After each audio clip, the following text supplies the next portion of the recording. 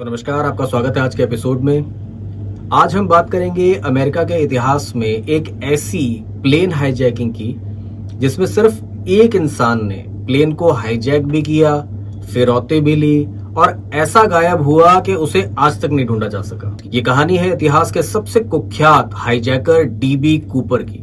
इस पूरी की पूरी हाईजैकिंग में क्या हुआ, कैसे हुआ, इसके बारे में आज हम बात करेंगे।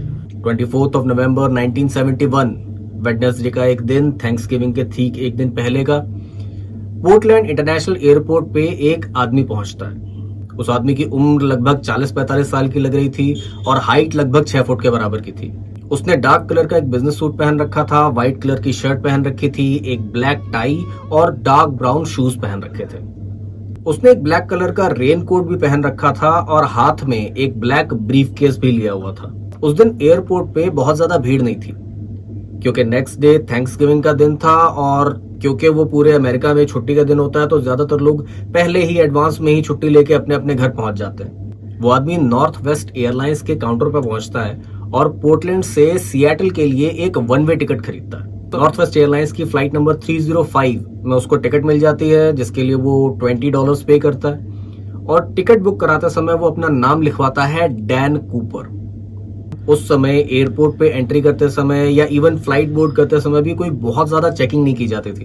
तो डैन कूपर अपना टिकट लेके नॉर्थ वेस्ट एयरलाइन के चेक इन काउंटर पर पहुंचता है और इजीली ही फ्लाइट के अंदर भी चला जाता है। फ्लाइट के अंदर वो सीट नंबर 18C पे जाके बैठ जाता है, अपना सामान रखता है और फ्लाइट उड़ने का इंतजार करने लगता है। उस समय उस फ्लाइट में टोटल 42 लोग थे, 36 पैसेंजर्स थे, 3 फ्लाइट अटेंडेंट, 1 पायलट, 1 को पायलट और 1 फ्लाइट इंजीनियर। ज्यादातर फ्लाइट जो थी वो ऑलमोस्ट खाली ही थी।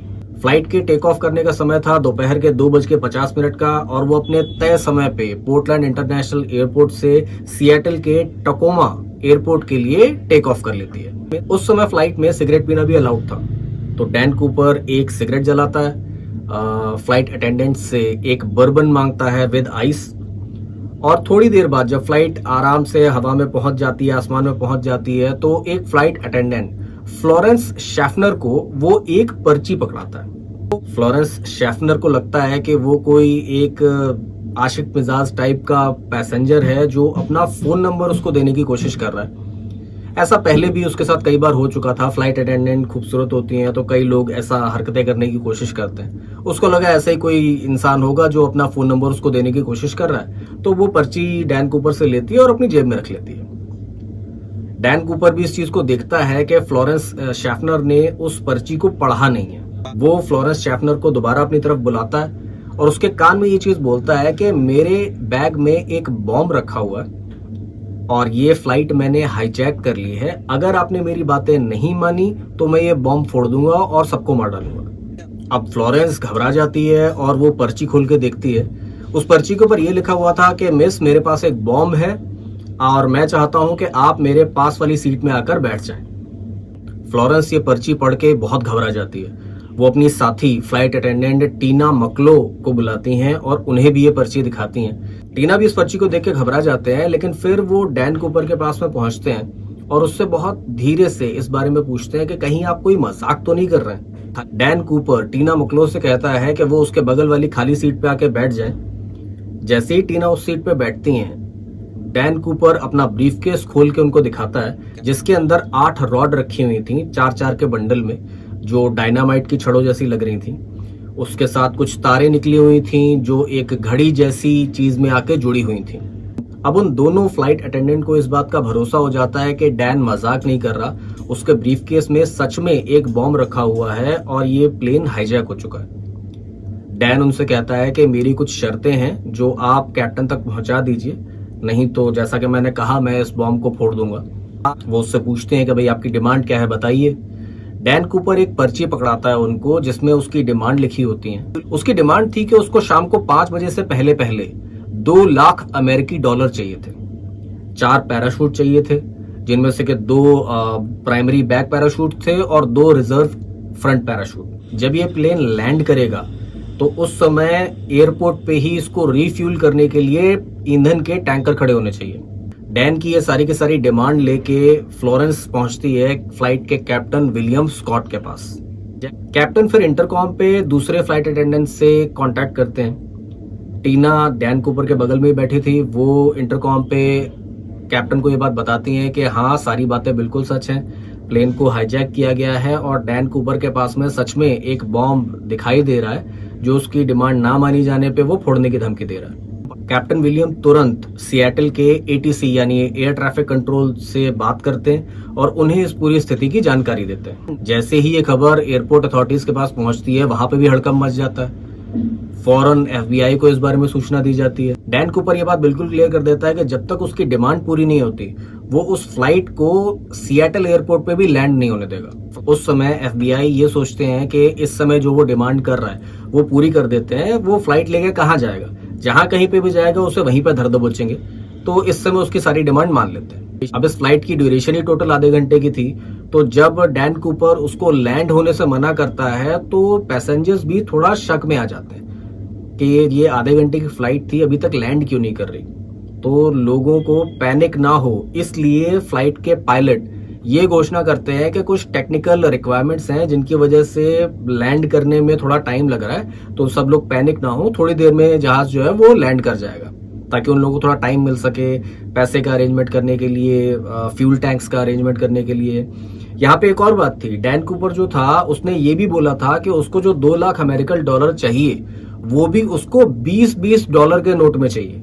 मतलब ऐसा नहीं है कि $100 या कोई बड़ा डिनोमिनेशन आप यूज कर लें, 20-20 डॉलर के नोट चाहिए उसको और $20 के हिसाब से $2 लाख चाहिए टोटल, मतलब बोरी भर के इकट्ठा हो जाए। एफबीआई जो होती है वो सिएटल के फर्स्ट नेशनल बैंक से $2 लाख का इंतजाम करते हैं 20-20 डॉलर के नोट की शक्ल में। और जितने भी ये नोट होते हैं इनके सीरियल नंबर को वो पहले से ही लिख लेते हैं कि अगर फ्यूचर में कभी वो नोट कहीं पे यूज किए जाएं तो उसके जरिए डैन कूपर को पकड़ा जा सके। शाम को 5:24 पे एटीसी की तरफ से ये संदेश जाता है उस फ्लाइट में कि डैन कूपर की सारी डिमांड मान ली गई है। एयरपोर्ट पे फ्यूल से भरा हुआ टैंक खड़ा हुआ है, पैसे जो थे वो बोरी में भर के वहां पे लाए जा चुके हैं और पास का एक फ्लाइट ट्रेनिंग स्कूल टाइप का था जिससे उन्होंने पैराशूट का भी इंतजाम कर दिया है। डैन कूपर अब फ्लाइट को लैंड करने की इजाजत तो दे देता है, लेकिन वो कहता है कि उस फ्लाइट की सारी खिड़कियां बंद कर दी जाएं और उसको एक अलग से रनवे पे लैंड कराया जाएगा जहां पे कोई दूसरी फ्लाइट ना खड़ी हो। शाम को 5:45 पे ये फ्लाइट लैंड करती है सिएटल में, वहां के टकोमा एयरपोर्ट के ऊपर। जब ये फ्लाइट लैंड होती है तो सिएटल एयरपोर्ट के जो मैनेजर थे वो $2 लाख से भरा हुआ बैग और पैराशूट्स लेके फ्लाइट के पीछे वाले दरवाजे पे पहुंचते हैं। अब जो फ्लाइट अटेंडेंट थी टीना मकलो, वो पीछे के गेट पे जाती है, सिएटल एयरपोर्ट के मैनेजर से नोटों से भरा हुआ बैग और पैराशूट लेती है और डैन कूपर को लाके सौंप देती है। जब ये सब कुछ चल रहा होता है, इसी दौरान फ्लाइट में फ्यूल भरने का काम भी चालू कर दिया जाता है। जब पैसों से भरा हुआ बैग और पैराशूट्स डैन कूपर के पास पहुंच जाते हैं, वो देखता है कि रिफ्यूलिंग भी चालू हो चुकी है, तो वो पैसेंजर्स को छोड़ने की इजाजत दे देता है। जैसे कि मैंने बताया था, टोटल 36 यात्री थे उस प्लेन में, तो 35 लोगों को बाहर निकलने की वो इजाजत दे देता है। 36वां तो खुद डैन कूपर ही था। इसके साथ साथ में वो 2 फ्लाइट अटेंडेंट्स को भी उतरने की इजाजत दे देता है, जिनमें से एक तो फ्लोरेंस ही थी, जिनको सबसे पहले उन्होंने पर्ची पकड़ाई थी। अब ये पूरी हाईजैकिंग का काम इतनी सफाई से, इतनी शांति से किया गया था कि जो 35 पैसेंजर उस फ्लाइट से नीचे उतरे थे, उनमें से किसी को भी इस बात का अंदाजा ही नहीं था कि वो जिस फ्लाइट से उतर रहे हैं वो हाईजैक हो चुकी है। अब उस फ्लाइट में सिर्फ 5 लोग बचे थे। सबसे पहले तो फ्लाइट के कैप्टन विलियम स्कॉट, दूसरा फ्लाइट के को पायलट बिल रेटाजैक, तीसरे नंबर पे थे flight engineer Harold Anderson, flight attendant Tina Mucklow और लास्ट में डैन कूपर खुद। अब सारे पैसेंजर्स के उतरने के बाद में डैन कूपर अगली शर्त ये रखता है कि इस फ्लाइट को मैक्सिको ले जाया जाए। जो फ्लाइट के कैप्टन होते हैं वो बताते हैं कि भाई मैक्सिको वहां से बहुत ज्यादा दूर है, तो डायरेक्ट तो मैक्सिको नहीं जाया जा सकता, उसको बीच में किसी जगह पे रुकना ही पड़ेगा। और रुकने के लिए उसको 2 ऑप्शन दिए जाते हैं, पहला फिनिक्स एरिजोना और दूसरा Reno Nevada. Cooper Reno airport को चुनता है कि वहां जाके दोबारा रिफ्यूलिंग की जाएगी। डैन कूपर ये भी शर्त रखता है कि इस पूरी फ्लाइट के दौरान प्लेन के लैंडिंग गियर्स खुले रहेंगे और उसकी स्पीड 200 माइल्स पर आवर से ज्यादा की नहीं होगी। इसके अलावा भी वो एक आधी शर्त रखता है जिन सबको एफबीआई मान जाती है, क्योंकि उनका मानना था कि भाई सिएटल से उड़ के रेनो नवाडा जा रहा है, वहां से मैक्सिको जाएगा, बीच रास्ते में कहीं ना कहीं तो इसे पकड़ ही लेंगे।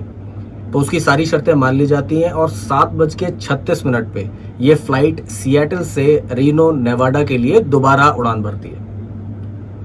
अब प्लेन हाईजैक हुआ था और एफबीआई को इसके ऊपर पूरी नजर रखनी थी, तो वो एयरफोर्स का भी सहायता लेते हैं और 2 फाइटर जेट F-106 इस प्लेन के पीछे लगा देते हैं। दोनों के दोनों फाइटर जेट उस प्लेन के ऊपर और नीचे उड़ान भरने लगते हैं ताकि वो उसके ऊपर पूरी नजर रख सकें, कहीं भी दाएं बाएं अगर वो प्लेन जा रहा हो तो उसको पकड़ लिया जाए। जब फ्लाइट हवा में पहुंच जाती है, लगभग 200 माइल्स पर आवर की स्पीड पे उड़ने लगती है, तो डैन कूपर टीना मकलोज से कहते हैं कि अब वो भी कॉकपिट में चले जाएं और उसको पूरी की पूरी फ्लाइट में अकेला छोड़ दिया जाए। जब तक ये फ्लाइट रेनो नेवाडा में लैंड नहीं करती, अब उसको परेशान ना किया जाए। टीना के पास कोई और ऑप्शन था ही नहीं, तो वो उसकी बात मान लेते हैं और कॉकपिट में जाके दरवाजा अंदर से बंद कर लेते हैं। जब वो कॉकपिट का दरवाजा बंद कर रहे होते हैं तो वो देखते हैं कि डैन कूपर जो है वो फ्लाइट के बीचों बीच एकदम अकेला खड़ा हुआ है। अब फ्लाइट एकदम अपने प्लान के हिसाब से उड़ रही थी, अपने रूट पे जा रही थी। 10,000 किलोमीटर की ऊंचाई थी, 200 माइल्स पर आवर की स्पीड थी। बाहर हालांकि बहुत तेज बारिश हो रही थी, लेकिन वो बिल्कुल अपने रूट पे सीधे उड़ती जा रही थी। लगभग 8 बजे के अराउंड में कॉकपिट में एक लाइट जलती है जो इस बात का इंडिकेटर होती है कि फ्लाइट का पीछे का दरवाजा खोला गया। फ्लाइट के कैप्टन जो थे विलियम, वो इंटरकॉम पे डैन कूपर से संपर्क करने की कोशिश करते हैं कि पता चल सके भाई क्या हुआ है, क्यों दरवाजा खोला, कोई प्रॉब्लम है, कोई बात है। लेकिन डैन कूपर उनके इंटरकॉम का जवाब नहीं देता। 10-15 मिनट के बाद में उनको एक झटका सा महसूस होता है और बहुत तेज एयर प्रेशर महसूस होता है, जिससे सबके कान सुन्न हो जाते हैं। फिर से कैप्टन विलियम डैन कूपर से संपर्क करने की कोशिश करते हैं, लेकिन वो कोई जवाब नहीं देता।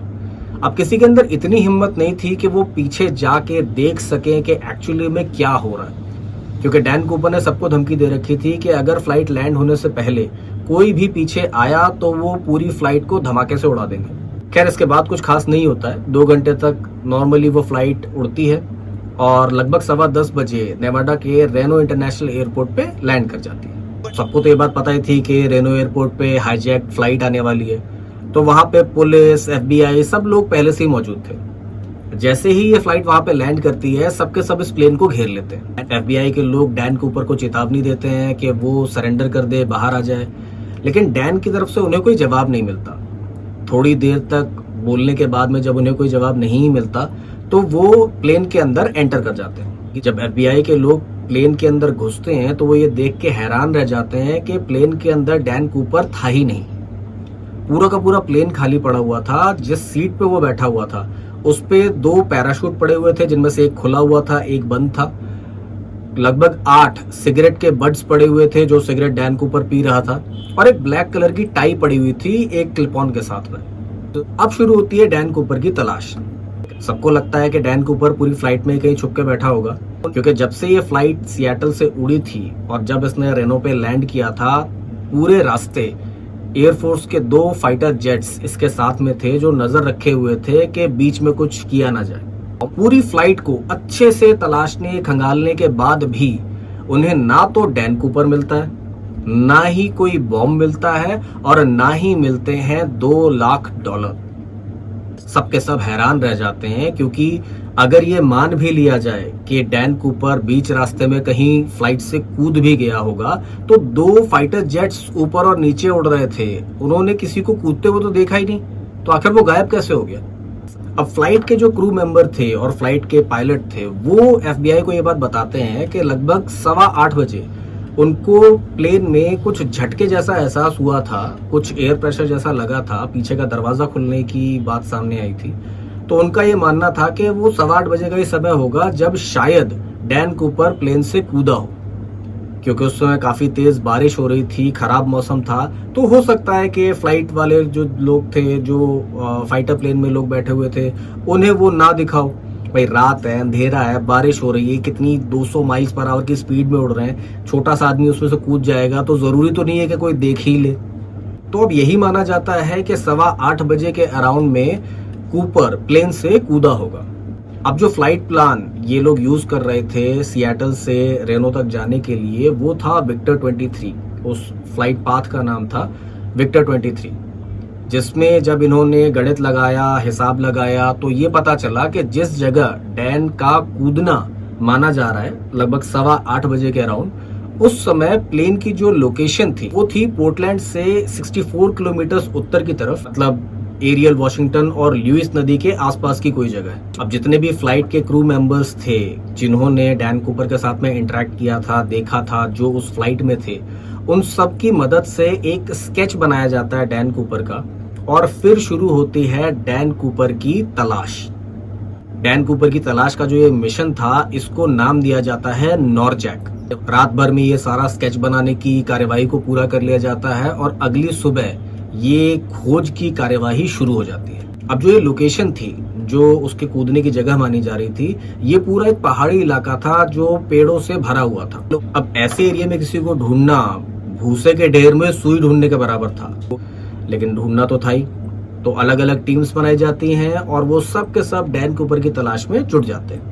अब जैसा कि मैंने बताया, वो पहाड़ी इलाका था, पेड़ वगैरह थे, नदी वगैरह थी, तो बोट का सहारा लिया जाता है, हेलीकॉप्टर का सहारा लिया जाता है। जमीन पे तो लोगों की टुकड़ियां तलाश कर ही रही थी।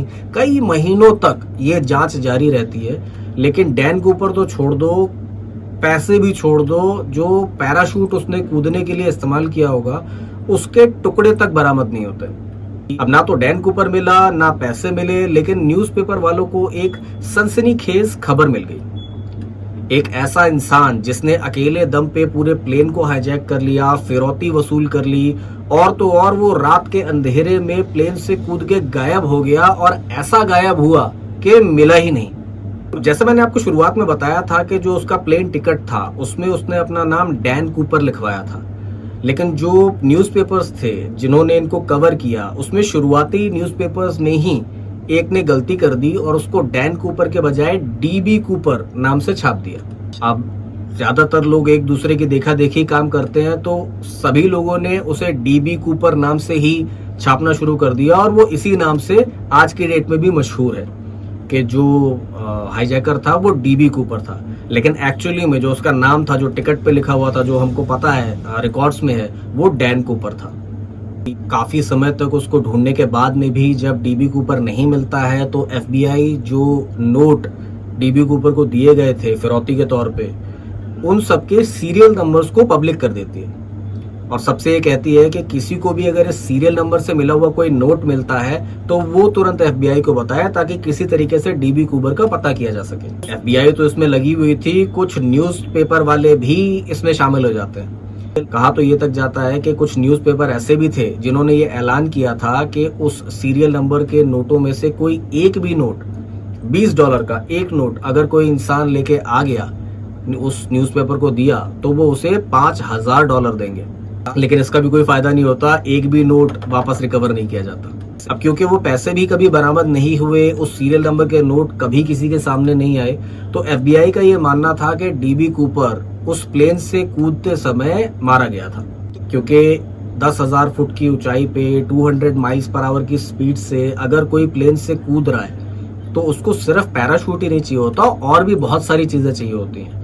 कुछ एक स्पेशल कपड़ों का गियर होता है, जूते होते हैं, ग्लव्स होते हैं, हेलमेट होता है, जिसको पहन के इंसान कूदेगा तब तो इतनी ऊंचाई से इतनी स्पीड में बच सकता है। डीबी कूपर के जो कपड़े हमने बताए थे, normal raincoat, suit pant type का जूते पहन रखे थे उसने, उसको पहन के अगर कोई इंसान एक नॉर्मल पैराशूट लेके कूदेगा तो उसका इतनी बारिश और खतरनाक मौसम में बच पाना लगभग इम्पॉसिबल है। उनका ये भी मानना था कि अगर किसी तरीके से वो पैराशूट की मदद से नीचे तक आ भी गया होगा, तो जो लोकेशन उसके कूदने की बताई जाती है वहां पे एक नदी भी थी, और उस समय का टेम्परेचर नदी का जो था वो माइनस में होना चाहिए था। तो अगर वो कूद के उस नदी में गिर गया होगा तो उस पैराशूट के साथ में, उन नोटों के साथ में, अब 20-20 के नोट थे तो 10 किलो का वजन तो उन नोटों का ही था, तो अगर वो नोट और पैराशूट लेके उस नदी में गिरा होगा तो फिर उसका तैर पाना, बच पाना, उस माइनस टेम्परेचर के पानी में सरवाइव कर पाना ऑलमोस्ट इम्पॉसिबल है। हालांकि एफबीआई की जो ये थ्योरी थी, ये सिर्फ थ्योरी ही रही, क्योंकि किसी भी इंसान को डेड डिक्लेयर करने के लिए उसकी बॉडी चाहिए होती है, और यहाँ पे डैन कूपर की बॉडी तो छोड़ दो, पैराशूट का कोई टुकड़ा या एक नोट तक बरामद नहीं हुआ था। इसी वजह से ये केस सालों तक चलता रहा, और डीबी कूपर की जो खोज थी वो सालों तक चलती रही। इस घटना के लगभग 9 साल के बाद में 10 फरवरी 1980 के दिन ब्रायन इंग्रम नाम का एक लड़का होता है जिसकी उम्र लगभग 8 साल थी। वो अपने माता पिता के साथ में कोलंबिया नदी के एक बीच जिसका नाम टीना बार था वहां पे घूमने के लिए जाता है। अब वो पिकनिक मनाने के लिए गया था तो रेत में गड्ढा खोदता है, आग वाग जलाने की कोशिश कर रहा होता है। तो जिस समय वो रेत में गड्ढा खोद रहा होता है तब उसे ऐसा लगता है कि वहां कोई चीज गड़ी हुई है। जब वो और नीचे तक खोदता है तो उसे $20 की 3 गड्डियां मिलती हैं वहां से, जिसमें टोटल $5,800 थे। हालांकि वो काफी पुराने नोट थे, काफी खराब भी हो चुके थे, लेकिन फिर भी ब्रायन के जो माता पिता थे वो उन नोटों को ले जाके FBI को देते हैं। और जब FBI जांच करती है तो ये पता चलता है कि ये नोट उसी सीरीज के हैं जिसमें से DB कूपर को पैसे दिए गए थे। जैसे ही ये खबर लोगों को पता चलती है सब के सब टीना बार पहुंच जाते हैं। टीना बार बीच पे कई लोग पहुंच के खुदाई करते हैं, ढूंढने की कोशिश करते हैं, लेकिन पूरे बीच पे उन 3 गड्डियों के अलावा और कोई पैसे नहीं मिलते।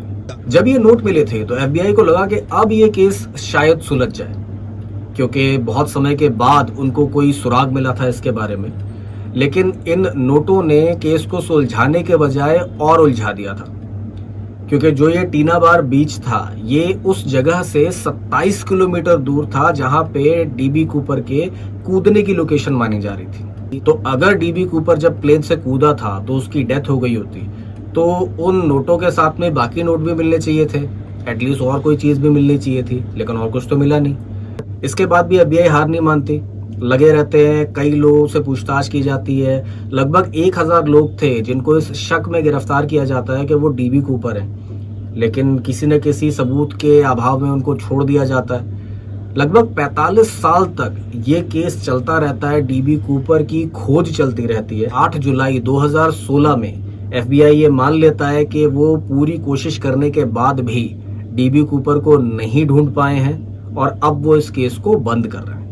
इसी के साथ में DB कूपर अमेरिकी इतिहास का एकमात्र ऐसा इंसान बन जाता है जिसने सफलतापूर्वक एक अमेरिकी जहाज को हाईजैक किया, फिरौती ली और ऐसा गायब हुआ कि उसको पकड़ना तो दूर, उसकी असली पहचान आज तक किसी को नहीं पता चल सकी।